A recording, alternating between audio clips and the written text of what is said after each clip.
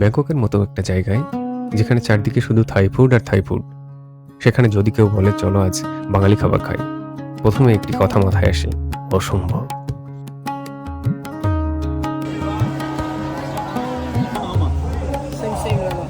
বাঙালি খাবার পাওয়া যায় বটে, কিন্তু দাম এক কথায় আকাশ ছোঁয়া। আর ঠিক সেই জায়গাতেই মা কিচেন আমার কাছে একটা আশীর্বাদের মতো।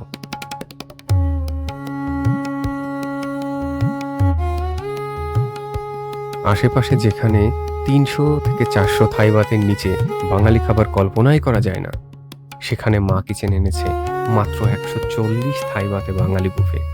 ভাবা যায়? ভর্তা, ভাজি, ভাত আর ডাল আনলিমিটেড, সাথে যে কোনো একটা মেইন ডিশ।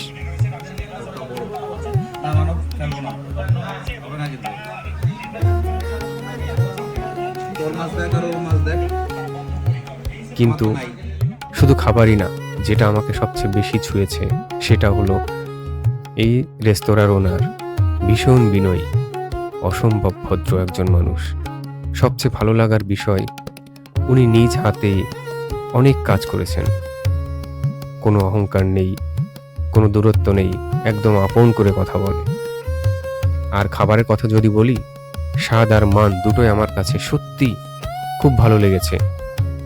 খেতে খেতে বারবার মনে হচ্ছিল ঠিক যেন মায়ের হাতের রান্না।